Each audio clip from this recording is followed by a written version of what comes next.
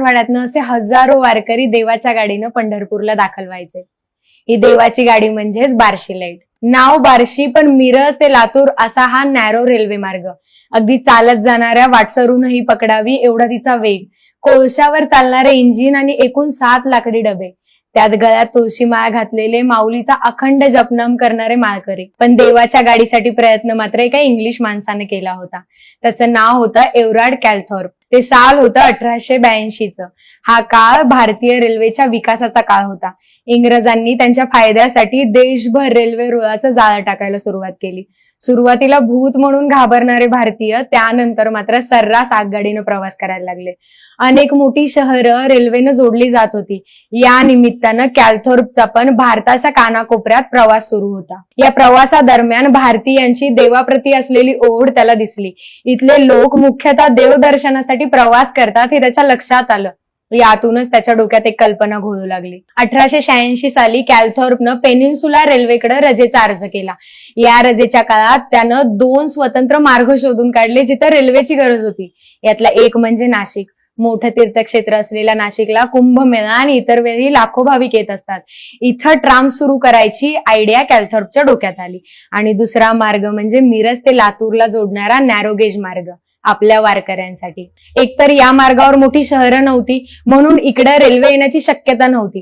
पण नॅरो गेजमुळे खर्च कमी होऊन एका छोट्या रेल्वेमुळे सांगली, मिरज, बार्शी, लातूर या व्यापारी पेठा जोडल्या जाणार होत्या. शिवाय याच मार्गावर असलेल्या पंढरपूरमुळे लाखो वारकऱ्यांची सोय होणार होती. 1887 साली त्यानं बार्शीला रेल्वे सुरू करायची म्हणून बार्शी लाईट या नावानं कंपनी रजिस्टर केली. कॅलथॉर्पनं हा रेल्वे मार्ग व्हावा म्हणून स्वतंत्रपणे सरकारकडनं परवानगी काढायला सुरू केलं होतं.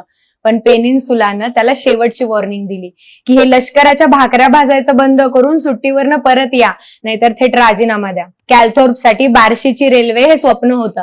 त्यानं नोकरीचा राजीनामा देऊन टाकला. हे स्वप्न साकार व्हावं म्हणून तो रात्रंदिवस प्रयत्न करू लागला.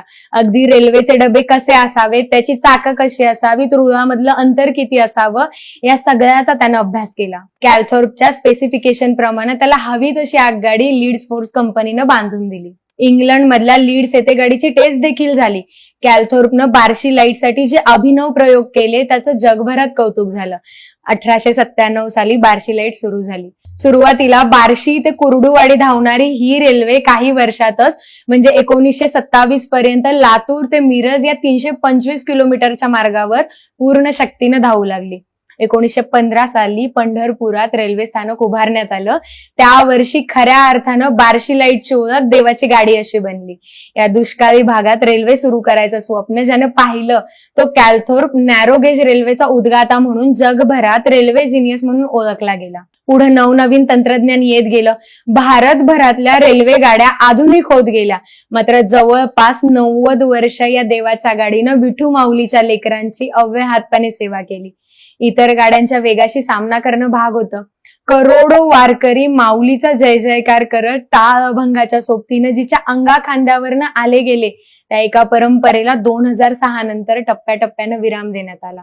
देवाच्या गाडीचा वेग हळू होता, मात्र प्रदीर्घ काळ वारकरी संप्रदाय आपल्या परीनं प्रवाहित ठेवणारी ती जिवंत लोकवाहिनी होती. आता बार्शीचा ट्रॅक ब्रॉडगेज होऊन तिथे एक्सप्रेस गाड्या धावतात. मात्र वारकऱ्यांचा साधेपणा आणि भक्तिभावात रमलेली देवाची गाडी कोणीही विसरू शकणार नाही.